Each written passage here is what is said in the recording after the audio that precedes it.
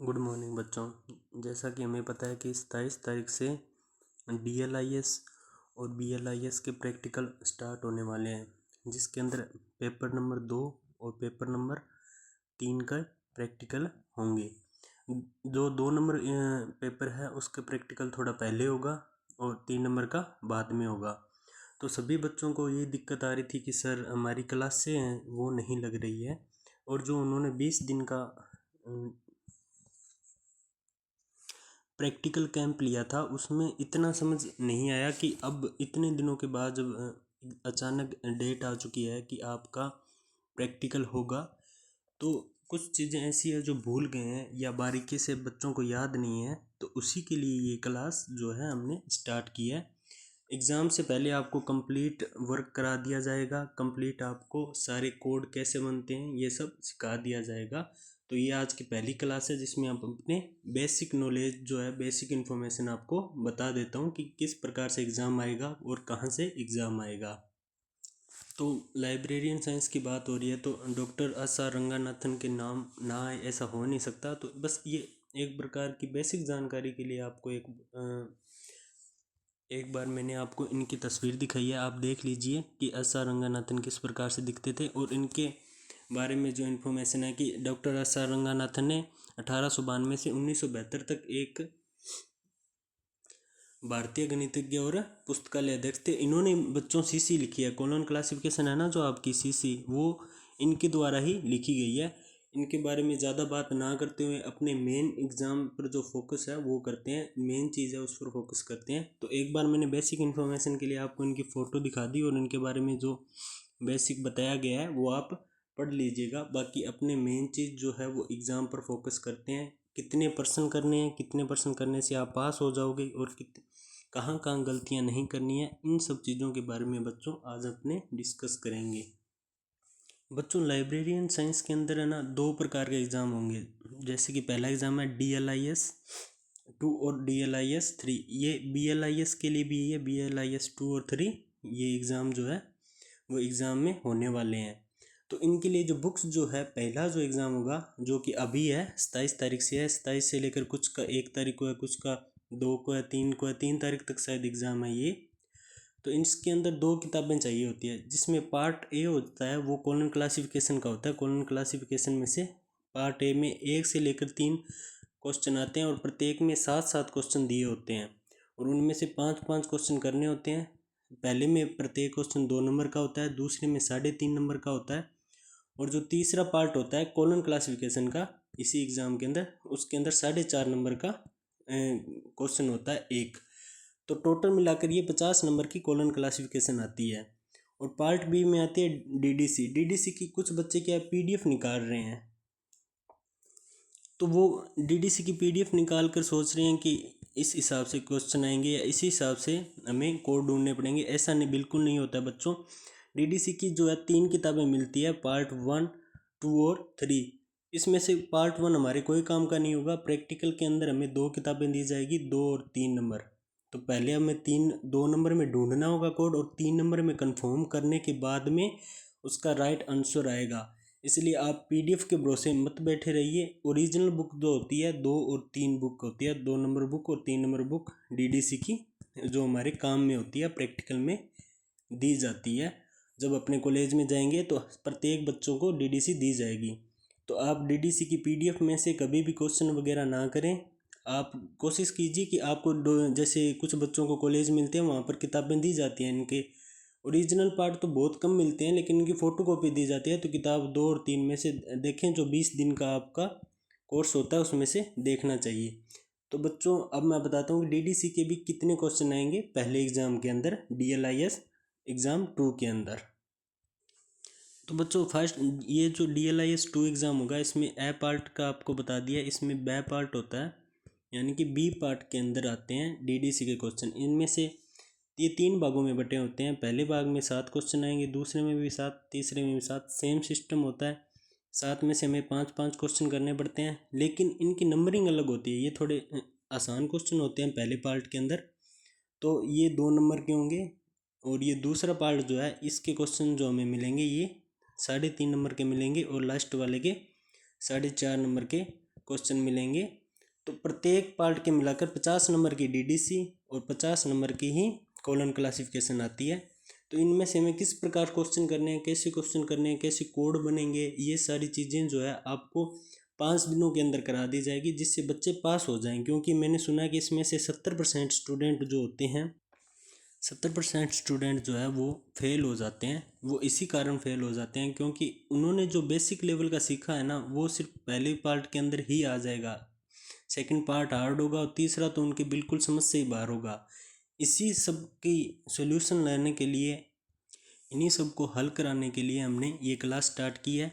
27 तारीख तक क्लासें होगी और उसके अंदर आपको A to Z आपको सब कुछ बता दिया जाएगा कि कैसे कोड बनते हैं, किस प्रकार से आपको कोड ढूंढने पड़ेंगे। कॉलम क्लासिफिकेशन के अंदर कौन कौन से पेज नंबर है जिस पर आपको कौन कौन सी चीज़ें मिलेगी, टाइम स्पेस हर चीज़ आपको बताई जाएगी। तो बिना किसी देरी के बच्चों क्लास को अपने आगे बढ़ाते हैं। ये बेसिक इन्फॉर्मेशन देना ज़रूरी है बच्चों, क्योंकि बहुत सारे बच्चे आज भी ऐसे हैं जिन्होंने 20 दिन के पहले तो कैंप नहीं लगाया था, जिसकी वजह से अब उनको दिक्कत आ रही है कि हम कैसे करें, किताब समझ ही नहीं आ रही है, पूरी किताब ही इंग्लिश के अंदर है। तो इन सब के लिए हमने ये क्लास स्टार्ट की है, इसलिए बेसिक इन्फॉर्मेशन दी है। आगे की जो क्लासें होंगी उनमें बेसिक इन्फॉर्मेशन नहीं होगी, सिर्फ काम की बातें होंगी। पहली क्लास में हार्ड बहुत ही सरल लेवल के आपको क्वेश्चन करवाए जाएंगे। उसके बाद में पुराने ईयर के जो एग्ज़ाम है, जो पेपर है, वो आपको क्लियर करवाए जाएंगे। तो हमारे साथ जुड़े रहिए बच्चों, आगे बढ़ते हैं हमने बिना किसी देरी के। कुछ बच्चे जो हैं इस DLIS 3 के लिए ज़्यादा अभी से मत्था मारना स्टार्ट कर रहे हैं। अभी मत कीजिए, आप अभी सेकंड एग्ज़ाम की तैयारी कीजिए। थर्ड एग्ज़ाम आने से पहले आपको क्लासें लगा दी जाएगी, 5 से 7 क्लासें लगाई जाएगी, जिसके अंदर कोलोबरेटर एंट्री सभी प्रकार की एंट्रियाँ बताई जाएगी, मेन एंट्री वगैरह सब कुछ होगा। जैसा कि अपने देख रहे हैं थर्ड एग्ज़ाम के अंदर ऐसे वाले क्वेश्चन आएंगे। अपने जो सेकंड एग्ज़ाम होने वाला है, जो कि अभी पहला एग्ज़ाम है, उसमें ऐसे क्वेश्चन नहीं आएंगे। तो इनकी तैयारी आप छोड़कर एक बार पहले एग्ज़ाम की तैयारी कर लीजिए अच्छी तरीके से। उसके बाद में एक प्रैक्टिकल होने के बाद में दूसरे प्रैक्टिकल की तैयारी आपको करवा दी जाएगी बच्चों। तो बच्चों, यदि अपने को पहला एग्ज़ाम क्लियर करना है तो आपको एक चीज़ याद रखनी है। डॉक्टर एस आर रंगानाथन ने जो है वो अपनी 5 मूलभूत श्रेणियाँ दी थी। कितनी? 5 मूलभूत श्रेणियाँ दी थी, जो कि आपने सामने है। और इन्हीं 5 मूलभूत श्रेणियों के आधार पर ही सारे क्वेश्चन होते हैं, क्योंकि इनके बिना प्रत्येक क्वेश्चन अधूरा है। इनको याद कर लीजिए। और एक चीज़ और आपको बता देना चाहता हूँ जो कि बहुत ही इंपॉर्टेंट है बच्चों, कि इनको क्रम वाइज याद कीजिएगा। यानी कि पहले व्यक्ति, फिर पदार्थ, फिर ऊर्जा, फिर स्थान और फिर काल के हिसाब से इनको क्रम वाइज याद कीजिएगा, आगे पीछे याद मत कीजिएगा। क्योंकि जो क्वेश्चन जो होते हैं वो क्रम वाइज ही होते हैं। पहले मेन क्लास आती है, उसके बाद में PMEST पेमिस्ट आता है, जिसका मतलब होता है personality, matter, energy, space and time. तो पहले मेन क्लास के बाद में ये लाइन वाइज आते हैं। कभी भी क्वेश्चन के अंदर ये साइड में दे दिए जाते हैं, आगे पीछे दे दिए जाते हैं, आगे पीछे दे दिए जाते हैं।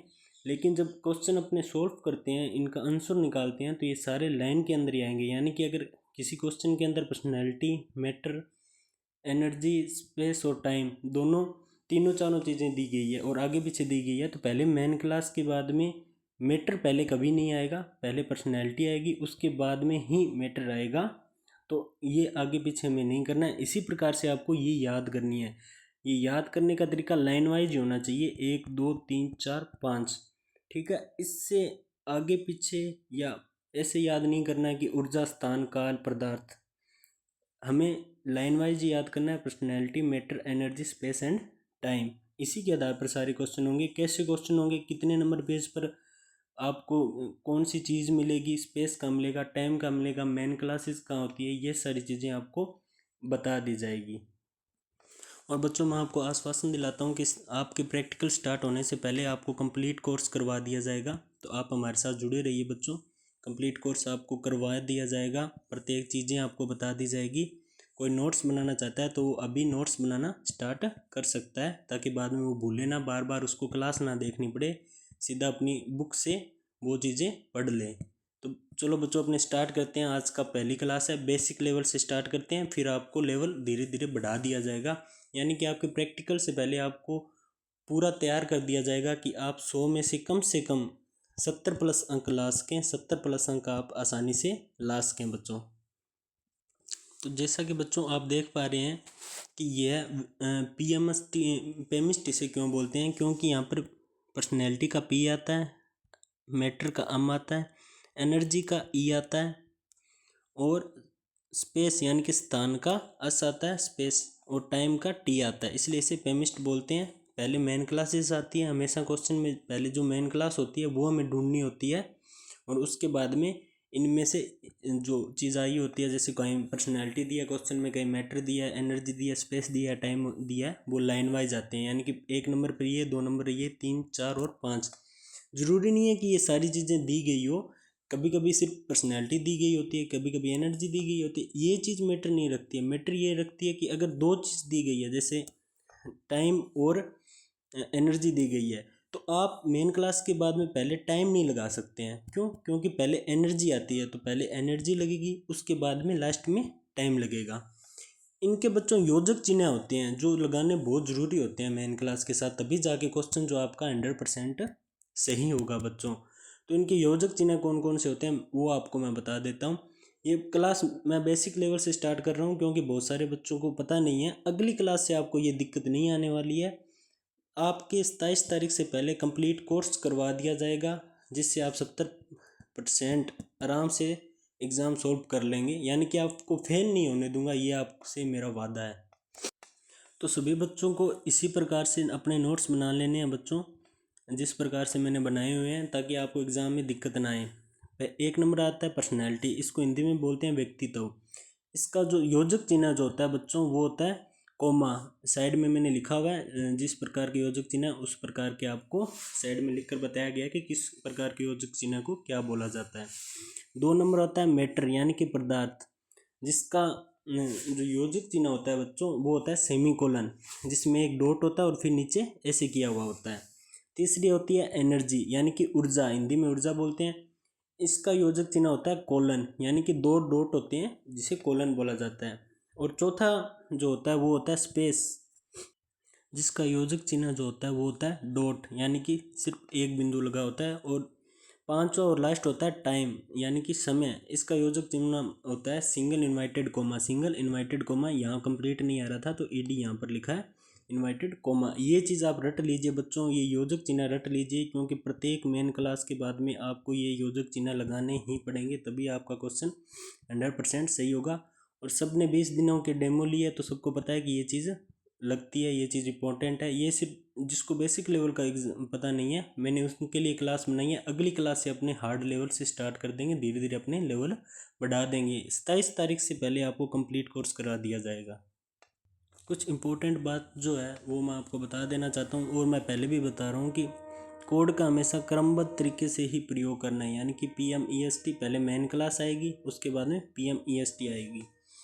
और एक चीज़ और आप नोट कर लीजिए, कुछ बच्चे गलती करते हैं, पर्सनैलिटी का योजक चिन्ह जो है वो मेन क्लास के साथ लगा देते हैं, यानी लेकिन पर्सनैलिटी की कुछ छोटी छोटी बातें हैं जो आपको याद करनी पड़ेगी ताकि आपके नंबर बढ़ सके, आपके नंबर बच सके। लेकिन क्योंकि होता ही है बच्चों, अगर आप एक भी चिन्ह गलत लगा लेते हैं तो आपका आधा नंबर या 1 नंबर, और अगर एग्जामिनर थोड़ा स्ट्रिक्ट है तो वो पूरे का पूरा क्वेश्चन ही गलत कर देता है, क्योंकि एक गलत चिन्ह आपका पूरा क्वेश्चन गलत करा सकता है। तो इसलिए मैं आपको बता रहा हूँ कि पर्सनैलिटी जब मेन क्लास के साथ बिना योजक चिन्ह आती है, यानी कि जब पर्सनैलिटी मेन क्लास के साथ आएगी तो उसके बीच में कोई योजक चिन्ह नहीं होगा। उसका उदाहरण भी है, मैं आपको बताता हूँ कि कैसे।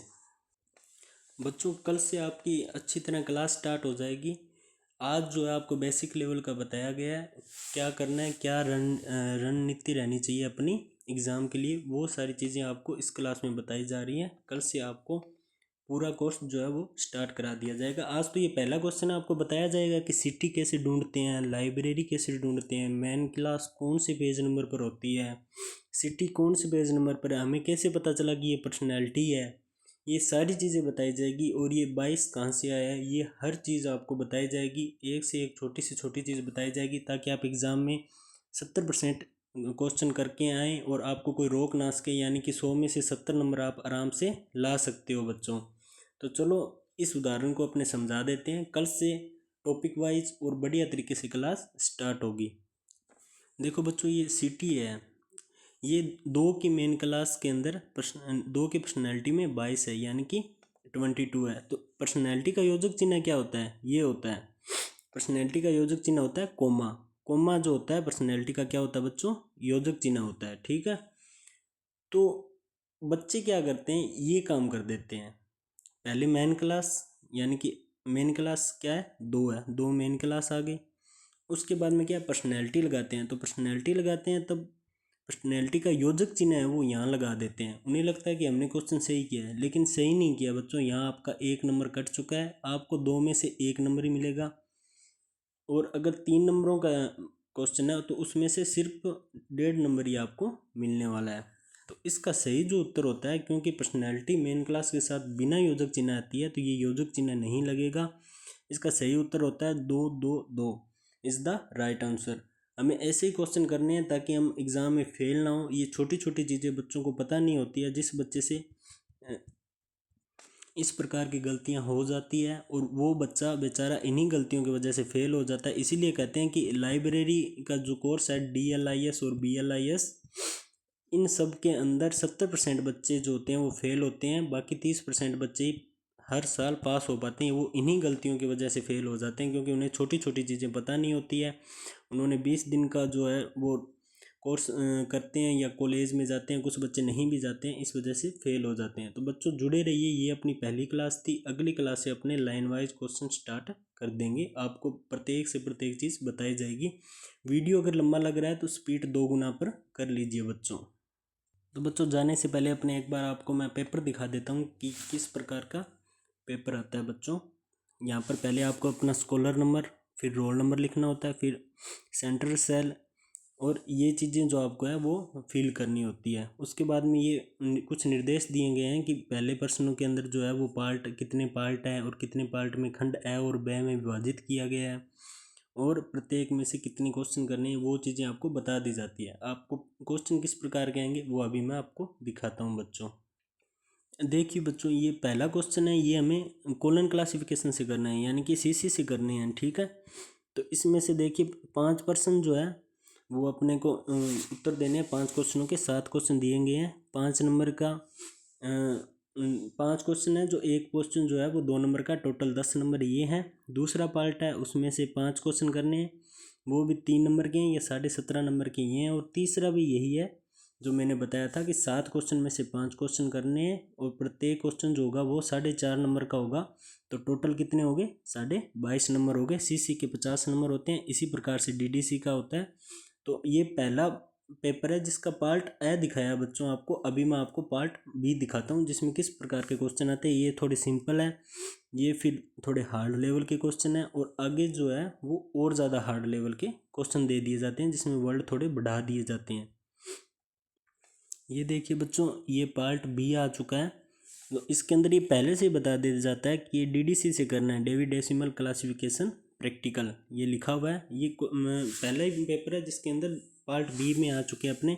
इसमें भी सेम सिस्टम होता है। पहले जो 7 क्वेश्चन होते हैं उनमें से 5 करने होते हैं, टोटल 2 नंबर के होते हैं। 10 नंबर के ये हो गए, 17.5 नंबर का ये हो गया, और ये लास्ट जो होता है इनमें से भी 7 में से 5 क्वेश्चन करने होते हैं, और लास्ट 4.5 नंबर का एक क्वेश्चन होता है। तो 5 क्वेश्चन जो है टोटल 22.5 के होंगे। तो DDC भी टोटल 50 नंबरों की हो जाती है, यानी कि 50 नंबर की CC आती है और 50 नंबर की ही DDC आती है। तो आपको 50 में से कम आपको 30 नंबर लेने ही पड़ेंगे बच्चों, तब जाके आप पास होगे। मान लीजिए आपको इसमें से कोड बहुत आसानी से नहीं मिलेंगे, लेकिन आपको मैं बता देना चाहता हूँ ये बुक जो है वो हार्ड होती है। ये थोड़ी सिंपल होती है, पर ये आसानी से अवेलेबल नहीं होती है, और ये थोड़ी बड़ी होती है, इसलिए हमें ये हार्ड लगती है। पर DDC हार्ड नहीं होती है। और 30 नंबर ही आपको इसमें से कम बनाने पड़ेंगे, अगर आपको कुछ नहीं होता है। मान लीजिए अगर आप 20 नंबर इसमें बनाते हैं, लास्ट वाला आप नहीं कर पाते हैं, पहले 5 क्वेश्चनों में से आपने मान लीजिए 3 कर दिए, तो 6 नंबर वो हो गए। तो दूसरे में से आपको 5 करने होंगे, तो दूसरा 15 नंबर दूसरे के होंगे, तो कम से कम 21 नंबर तो आपको बनाने ही होंगे। लास्ट वाला पार्ट ना भी करें तो भी पास हो जाएंगे। और ऊपर अगर आप लास्ट वाला CC का पार्ट ना करें और सिर्फ केवल और केवल 2 पार्ट ही कर दें, तो भी आप 30 नंबर आराम से बना सकते हैं। 20 नंबर इसके हो जाएंगे, 51 नंबर होते ही आप पास हो जाओगे। हालांकि मैंने 50% बताया, अगर आप 40 क्वेश्चन कर देते हैं तो भी आप पास हो जाते हैं बच्चों। ठीक है, कल से अपने रेगुलर क्लास लेंगे, प्रत्येक सब्जेक्ट से मतलब प्रत्येक टॉपिक को आपको बताया जाएगा, PMEST का प्रत्येक प्रकार से आपको यूज़ बताया जाएगा, प्रैक्टिकल में आपको कैसे क्वेश्चन करने हैं, कहाँ से ढूंढने हैं और कितनी जल्दी से ढूंढने हैं, ये सारी चीज़ें बताई जाएगी। ये वीडियो अगर आपको लंबा लगा हो तो ये बेसिक लेवल का नॉलेज देना बहुत ज़्यादा ज़रूरी था, जो कि हमें 20 मिनटों में दे दिया। कल से जो क्लासें स्टार्ट होगी, आपको प्रैक्टिकल से पहले मेरा वादा है कि मैं कंप्लीट कोर्स करवा दूंगा, आप बस मेरे साथ जुड़े रहिए।